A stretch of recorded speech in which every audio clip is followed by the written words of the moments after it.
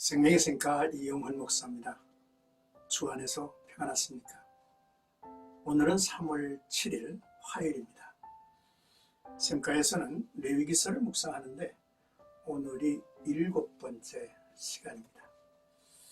5장 1절에서 13절까지 속죄제에 대한 것인데 죄의 고백과 사죄의 은총이라는 내용이 되겠습니다. 본문은 속죄제에 대한 주제로 네 번째 말씀을 나누는 것인데요.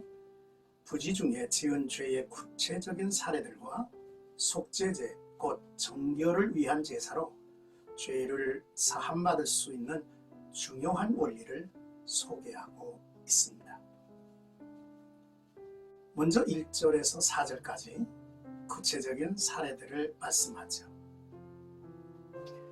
하나님의 백성이 불의하고 부정한 일을 가볍게 여기며 부지 중에 지은 죄들이 열거되어 있습니다. 첫째는 진실을 알고도 침묵하는 죄입니다. 이는 진실을 알고도 증언하지 않는 죄를 의미하죠. 하나님의 백성은 공동체 안에 정의가 실현되는 것을 보여야 할 책임이 있으며 따라서 진실을 증언하지 않는 것은 죄라는 것이죠. 특히 구속의 은혜를 받은 성도들은 믿음을 부인하지 않는 것으로 부족하고 적극적으로 구원의 은혜를 증언해야 한다는 것이죠. 둘째, 의식적인 부정입니다. 사람이 부지 중에 부정한 무엇인가를 만졌을 때 의식적으로 부정하게 되는데 이 경우 속죄제를 통해서 정결함을 받아야 합니다. 부정한 짐승의 사체를 만지거나 부정한 사람과 접촉하는 경우가 이에 해당하죠. 자신이 부정한 것을 깨닫지 못하더라도 허물이 있으므로 믿는 친구나 성령의 도움으로 이를 깨달아야 한다는 것입니다. 셋째로 무심결에 맹세한 경우를 말씀합니다. 함부로 한 약속도 여전히 약속이며 그 약속을 지키지 않으면 죄가 되죠. 속죄제로 사함을 받아야 할 그러한 부분이기도 하죠. 이제 5절에서 6절까지는 자복해야 한다라고 하는 내용입니다. 속죄제를 위한 가장 중요한 준비는 자복입니다. 자복은 그 죄가 잘못이라는 것을 하나님의 지적에 동의하는 것이죠. 죄의 자복이 없는 희생제사는 효력이 없습니다. 자복하다라고 하는 말은 폭로하다, 드러내 보이다라고 하는 뜻입니다. 기독교 역사에 있어서 부흥의 첫걸음은 진실한 죄의 자복이었죠. 6절의 잘못은 죄를 범한다는 뜻입니다. 성도의 잘못은 하나님의 거룩한 경계선을 침범한 것이므로 자신의 잘못을 자복하고 그 아들 예수의 피로 용서를 받아야 한다는 것이죠. 이제 7절에서 13절까지는 가난한 자들을 위한 속죄 제물에 대해서 말씀합니다.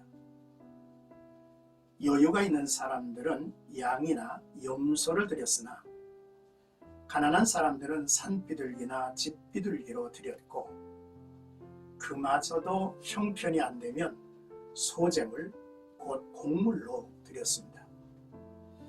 새들을 드릴 경우 2마리가 필요했는데 하나는 속죄제물로 또 하나는 번제물로 드렸습니다. 속죄제물은 죄사함을 받는 용도이고요. 번제물은 하나님의 뜻 안에서 새롭게 살겠다는 다짐을 의미하죠. 소제물로 드릴 경우 피 흘림이 없지만 소제물을 통해서 죄 사함을 받을 수 있었습니다. 하나님께서 가난한 백성에게 원하시는 것은 제물 그 자체가 아니라 죄를 자복하는 마음이기 까닭이 아닌가 싶습니다. 사랑하는 생각 가족 여러분, 성도는 일상의 허물과 죄에 대해서 민감하게 사는 사람들이죠. 이는 거룩하신 하나님과 동행하는 삶을 살아야 할 무리들이기 때문입니다. 속죄제는 우리를 정결하게 인도하는 하나님의 은혜의 방편이기도 하죠. 성경의 말씀 두 곳을 찾아 소개합니다. 신약에서는 요한일서 1장 6절에서 10절이죠. 만일 우리가 하나님과 사귐이 있다 하고 어두움에 행하면 거짓말하고 진리를 행하지 아니함 이거니와, 그가 빛 가운데 계신 것 같이 우리도 빛 가운데 행하면 우리가 서로 사귐이 있고 그 아들 예수의 피가 우리를 모든 죄에서 깨끗하게 하실 것이요, 만일 우리가 죄가 없다고 말하면 스스로 속이고 또 진리가 우리 속에 있지 아니할 터이요, 만일 우리가 우리 죄를 자백하면 그는 미쁘시고 의로우사 우리의 죄를 사하시며 우리를 모든 불의에서 깨끗게 하실 것이요, 만일 우리가 범죄하지 아니하였다 하면 하나님을 거짓말하는 이로 만드는 것이니 또한 그의 말씀이 우리 속에 있지 아니하니라 했습니다. 구약 시편 51편 9절에서 12절 말씀을 소개합니다. 주의 얼굴을 내 죄에서 돌이키시고 내 모든 죄악을 지워주시옵소서. 하나님이여, 내 속에 정한 마음을 창조하시고 내 안에 정직한 영을 새롭게 하소서. 나를 주 앞에서 쫓아내지 마시며 주의 성령을 내게서 거두지 마소서. 주의 구원의 즐거움을 내게 회복시키시고 자원하는 심령을 주사 나를 붙드소서.